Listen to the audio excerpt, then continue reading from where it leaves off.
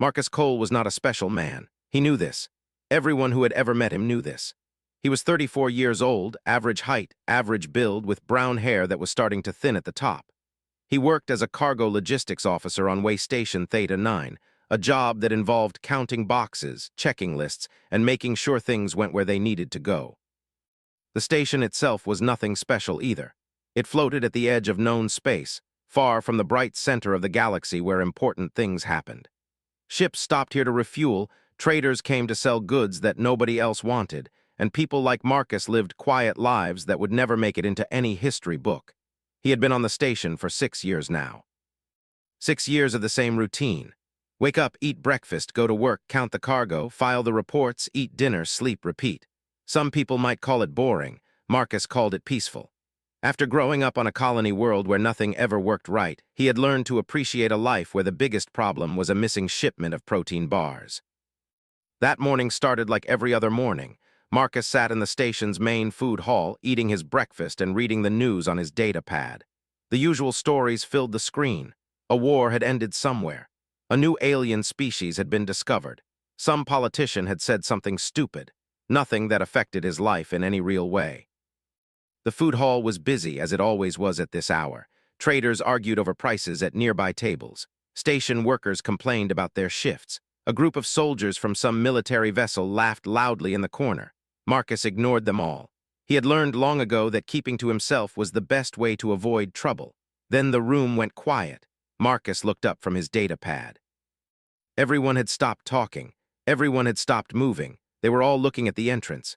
She stood there like a shadow given form, tall, taller than any human woman Marcus had ever seen. Her skin was pale gray, almost silver in the station's harsh lights. Her eyes were the color of polished metal, cold and sharp. She wore armor that seemed to absorb the light around it, black and smooth like the space between stars. Marcus knew who she was. Everyone in the galaxy knew who she was. Admiral Vera Koss. The Zelrani called her the Void Huntress. The Hegemony called her the End of Worlds. Humans had a simpler name for her, the most feared woman in the galaxy. The stories about her were endless. She had ended 3 wars single-handedly. She had killed an entire warship crew with nothing but a blade. She had walked into enemy fortresses alone and walked out covered in blood that was not her own. Governments fell when she turned her attention to them. Armies broke when they saw her ship in the sky. And now she was here, on this forgotten station at the edge of nowhere. Behind her came her crew, a dozen aliens of different species, all of them carrying weapons, all of them moving with the easy grace of born killers. They spread out across the room, their eyes scanning every face, every corner, every shadow. Marcus felt his heart beating faster. He told himself to stay calm. He told himself that whatever was happening had nothing to do with him. Important people did important things, and he was not important. He would finish his breakfast, go to work, and this would become just another story to tell. Admiral Vera Koss began to walk. She moved through the food hall slowly, her silver eyes passing over each person she passed. The decorated soldier in the corner, the armed mercenary by the window. The gene-modified security chief near the kitchen. Each one straightened as her gaze touched them. Each one seemed to hold their breath. She passed them all without stopping. Marcus realized with growing horror that she was coming toward him. No, he told himself. That made no sense. She was probably heading to the station commander's office, which was in the same direction. Or maybe she wanted to inspect the cargo bays. Yes, that had to be it. There was no reason for someone like her to have any interest in someone like him. She stopped at his table. Marcus looked up into those silver eyes and felt like a small animal caught in the open by a predator. His breakfast sat forgotten in front of him. His data pad slipped from his suddenly numb fingers. Admiral Vera Koss studied him for a long moment. Her face showed nothing. No anger, no interest, no emotion of any kind. She looked at him the way someone might look at a tool, deciding if it was the right one for the job. Then she raised her hand and pointed directly at his chest. "He's the one," she said. Her voice was calm and certain, like she was stating a simple fact. "The sky is blue. Water is wet. This man is the one." Marcus heard himself speak without meaning to. "I'm sorry, what?" "Admiral, are you certain this is the one? He's just a human, a cargo worker. I've never even held a weapon. Whatever you're looking for, I'm not it. It might have been pity. Then you will die here on this station when the darkness comes, and it will come. It is already coming. You can die with the rest of this galaxy, or you can come with me and fight." He looked at the room full of people who were all staring at him, waiting to see what the ordinary cargo worker would do when the most dangerous woman in the universe offered him a choice. He thought about his quiet life, his simple routine, his safe, boring existence. Then he took her hand. The ship was called the Obsidian Talon, and it was unlike anything Marcus had ever seen. From the outside, it looked like a blade made of darkness, sharp and sleek and somehow wrong to look at. From the inside, it felt like walking through the belly of some great beast. The walls curved in ways that hurt his eyes. The lights glowed in colors he could not name. Even the air tasted different, heavy with smells that his human nose could not identify. They had left Way Station Theta 9 within the hour. Marcus had not been allowed to pack his things or say goodbye to anyone. Not that there was anyone to say goodbye to. He had no family on the station. No real friends. Just coworkers who would probably not notice he was gone until they realized no one was doing the inventory reports. Now he walked through the ship's corridors, following a crew member who had not spoken a single word to him. Around every corner he saw more of the Admiral's crew. Zelrani warriors with gray skin and sharp teeth. Cathari assassins, thin and dark with too many joints in their limbs. Massive creatures covered in scales and armor. Small ones that seemed to flicker in and out of sight. And machines, too, synthetic beings with glowing eyes and bodies made of metal and light. All of them stopped what they were doing to stare at him as he passed. Some looked confused. Some looked angry. A few looked at him the way someone might look at a dead man walking. Marcus kept his head down and tried not to make eye contact with anyone. His guide finally stopped in front of a large door. It slid open without a sound, revealing a room that seemed to be some kind of meeting chamber. A long table filled the center, surrounded by chairs of different sizes and shapes. Screens covered the walls, showing star maps and data that Marcus could not read. Admiral Vera Koss stood at the head of the table, waiting for him. "Sit," she said. Marcus sat. The door closed behind him. They were alone. For a long moment, neither of them spoke. Vera studied him with those silver eyes, and Marcus tried very hard not to look as terrified as he felt. He had been on the ship for less than 3 hours, and already he wanted to go home. This was clearly a mistake. Whatever she thought she had found in him, she was wrong. "You want to know why I chose you?" Vera said. It was not a question. The thought had crossed my mind, yes. "The Hollow are not a species," Vera said. "They are not an army. They are something older, something worse. They existed before the first stars were born. They will exist after the last star dies. They move between galaxies, consuming everything in their path. Life, matter, thought, memory. They take it all and leave nothing behind. 17,000 years ago, the Hollow came to this galaxy. Every species that existed then joined together to fight them. The Zelrani, the Cathari, the elder races that have since gone extinct. Billions died. Entire civilizations were erased, but together we pushed them back. We sealed them beyond a barrier at the galaxy's edge. We thought we were safe." The images changed to show something that looked like a wound in space, a place where the stars seemed to bleed into darkness. "The barrier is failing. The Hollow are returning, and this time we may not be able to stop them." "I can't fight something like that." "The greatest warriors, the most powerful psychics, they fall first and fastest. Every species has a template, a pattern that the Hollow learned to recognize and exploit. They do not know how to break you. Someone whose thoughts are so simple and grounded that the Hollow's reality-warping power would find nothing to twist. And against an enemy that attacks by finding weaknesses, having no exceptional features is the greatest strength. Your averageness is almost remarkable. The one point of stability in a storm of madness. Will you try?" Some simply ignored him, treating him like empty air whenever he walked past. But many of them made their feelings known through cold stares, whispered insults, and the occasional shoulder check in the narrow corridors. He understood their anger in a way. These were warriors who had fought across 100 battlefields. They had given their lives to the Admiral's cause. And now they were being told that their fate rested on a human who got lost trying to find the bathroom. The worst was Commander Draxith. Draxith was a Cathari, tall and thin with limbs that bent in places where human limbs should not bend. His skin was the color of dried blood, covered in scars that told stories of violence Marcus could not imagine. He had served Admiral Vera for 40 years and had been her first choice for this mission, until Marcus arrived. Now Draxith watched him constantly. At meals, during training, even when Marcus was just walking through the ship. Those black, empty eyes followed him everywhere, filled with a hatred that needed no words. On the 15th day, Draxith finally acted. Marcus was eating dinner alone in the crew hall when the Cathari appeared at his table. Behind him stood a dozen crew members, their faces eager with anticipation.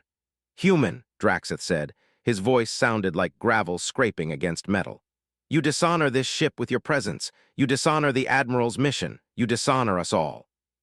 "I didn't ask to be here." A few shook their heads and walked away as if they could not bear to watch what was coming. "What's the crucible?" Marcus asked. "A trial by combat. It is how we settle matters of honor among the crew. You will fight me in the training arena. If you survive, you will have proven your worth to stand among us. If you die—" Draxith's mouth twisted into something that might have been a smile. "Then the Admiral will need to find another ordinary human. Let's get this over with." Draxith stood in the center of the arena, holding a curved blade that seemed to hum with energy. He had removed his armor, revealing a body that was all lean muscle and sharp angles. Every inch of him was built for killing. Someone tossed a weapon at Marcus's feet. A simple metal rod about the length of his arm. He picked it up and immediately felt how useless it was. He had never been in a real fight in his life. He had taken a self-defense class once 10 years ago and had failed it. "Begin," someone called. Draxith moved like water. One moment he was across the arena, the next he was right in front of Marcus, his blade sweeping in a deadly arc. Marcus threw himself backward, felt the blade pass so close to his face that he could feel the heat of it. He hit the floor hard, rolled, and scrambled to his feet just in time to dodge another strike. The crowd above was cheering. Or maybe they were jeering. Marcus could not tell the difference. He ran. He was not proud of it, but he ran around the arena, keeping the distance between himself and Draxith as large as possible. The Cathari followed, patient and relentless, his blade cutting the air with each swing. Marcus ducked under a rack of weapons, and it crashed down behind him. He grabbed a piece of the fallen rack and threw it at Draxith's face, buying himself another second. His mind raced. He could not win this fight. Draxith was faster, stronger, and better trained. In a fair battle, Marcus would die within minutes, so he needed to not fight fair. He spotted something near the wall, a control panel for the arena's gravity training system. He had noticed it during his wandering around the ship, had even read the manual when he was bored one night. The arena could simulate different gravity levels for training purposes. Marcus ran toward it. Draxith caught him 3 steps away. The blade sliced across Marcus's back, cutting through his shirt and the skin beneath. He screamed but kept moving, slamming his hand against the control panel. The gravity in the arena tripled. Draxith, mid-swing, crashed to the floor as his body suddenly weighed 3 times what it should. His blade flew from his grip. He struggled to rise, but the extra weight pressed him down like a giant hand. Marcus was on the floor too, but he had been expecting it. He crawled slowly, painfully, every movement a battle against the crushing force. His back was bleeding. His muscles were screaming. But he kept moving inch by inch toward where Draxith's blade had fallen. His fingers closed around the handle.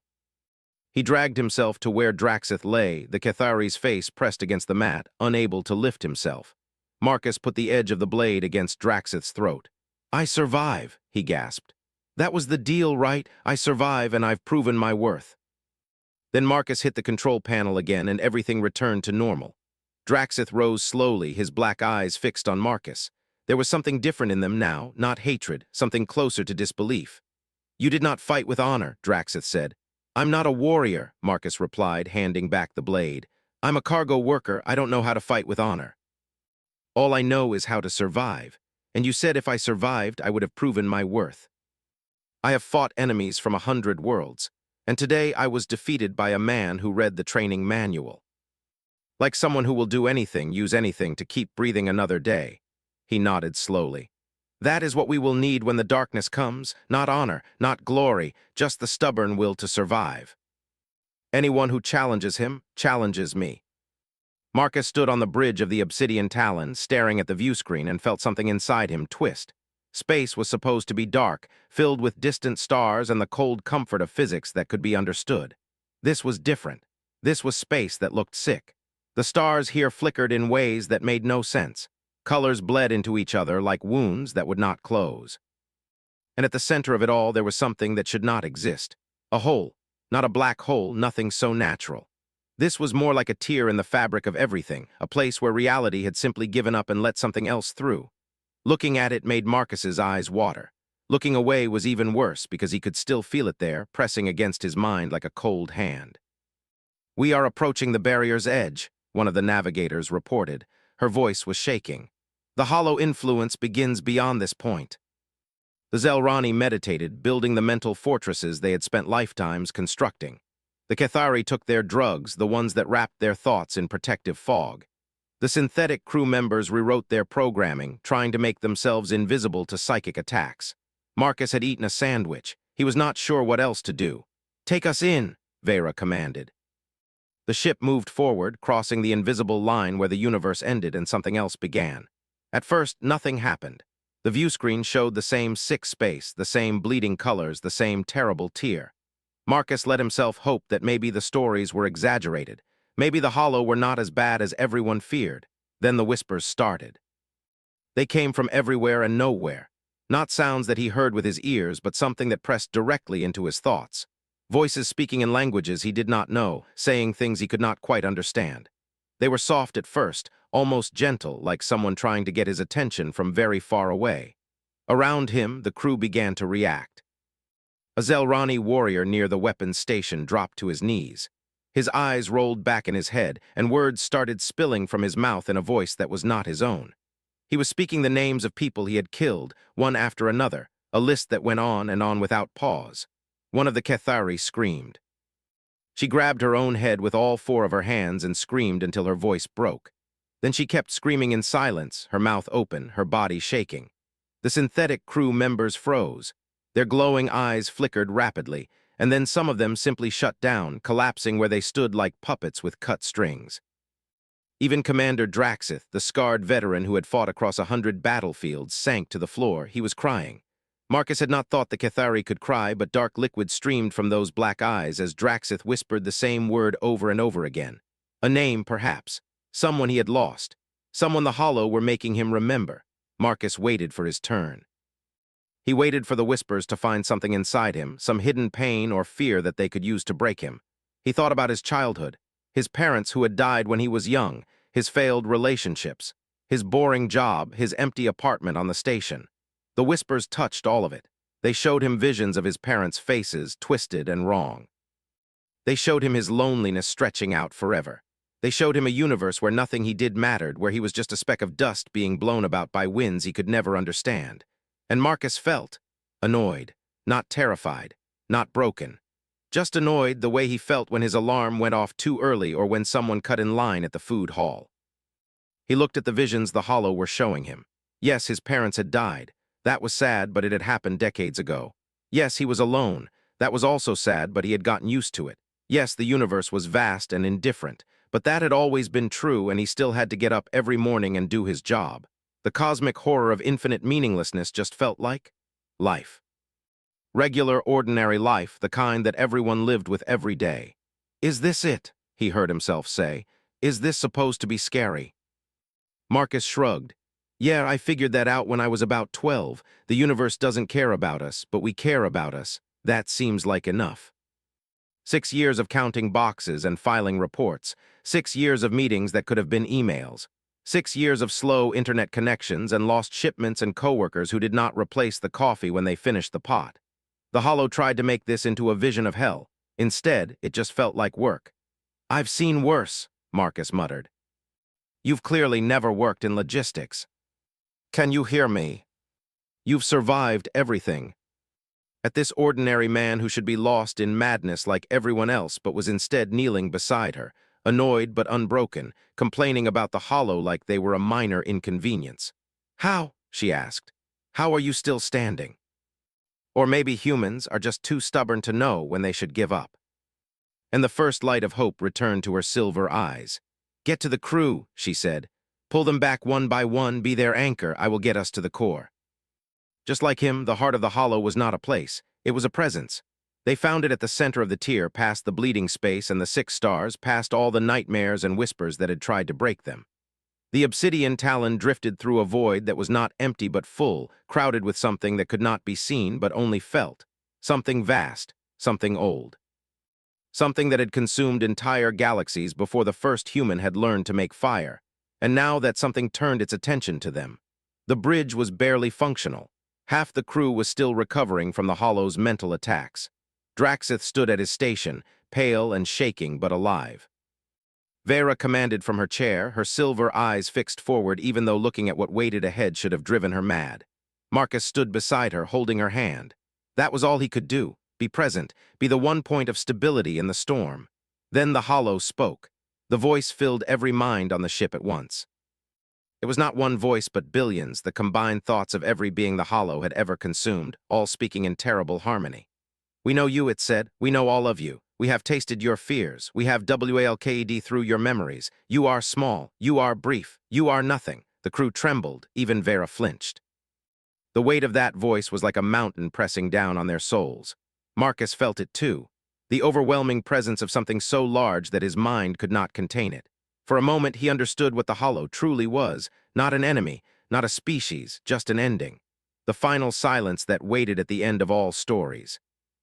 "But you," the voice said, and Marcus realized it was speaking directly to him now. "You are different. We cannot see your shape. We cannot find your fears. What are you?" "I'm nobody," Marcus said. His voice sounded small in the vastness of that space. "I'm just a cargo worker from a station nobody cares about." "And yet you stand before US untouched." How Marcus thought about the question. He thought about his life, all 34 years of it. The ordinary days, the boring routines, the simple pleasures of a meal eaten alone, a job done well, a bed to sleep in at night. "I guess I just don't have anything you can use," he said finally. "My fears are small. My dreams are small. My whole life is small. There's nothing in me worth breaking." They showed him how brief humanity's existence was, how they had appeared just yesterday in cosmic terms and would be forgotten tomorrow. They showed him that nothing he did, nothing anyone did, would ever matter in the end. The universe was too big and too old and too indifferent. Everything ended. Everything was forgotten. Everything became nothing. And knowing this, the Hollow asked, "How do you not despair?" Marcus was quiet for a long moment. Then he laughed. It was not a brave laugh or a defiant laugh. It was the laugh of someone who had just been told something obvious, something they had known their whole life without ever putting it into words. "You're right," he said. "The universe is big and we're small and nothing lasts forever. I've known that since I was a kid reading books about space. But here's the thing, it doesn't matter. We care about a million tiny things that mean nothing to the cosmos, but mean everything to us. I bet you've never stayed up late talking to a friend about nothing important. I bet you've never felt proud of yourself for finishing a job, even a boring one, because it was your job and you did it well. We look at the same universe and decide to make things matter anyway. We know we're going to die. We know everything ends. And we get up every morning and keep going because that's what humans do." For billions of years, the Hollow had broken species by showing them the truth of existence. And here was this one small human standing in front of them accepting that truth and shrugging.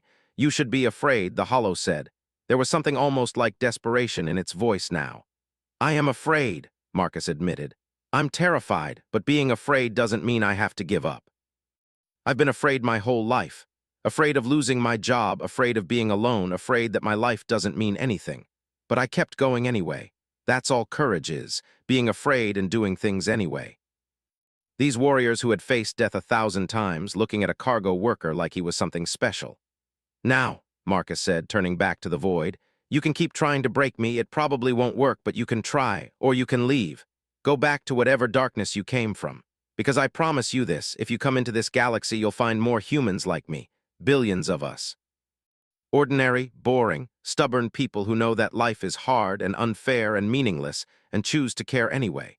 And every single one of us will stand in your way until there's no one left standing." The whispers faded into nothing.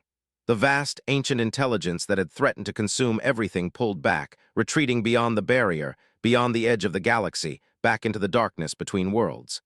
They had won, not through weapons or power or ancient magic, through one ordinary man who had simply refused to be impressed by the end of the universe.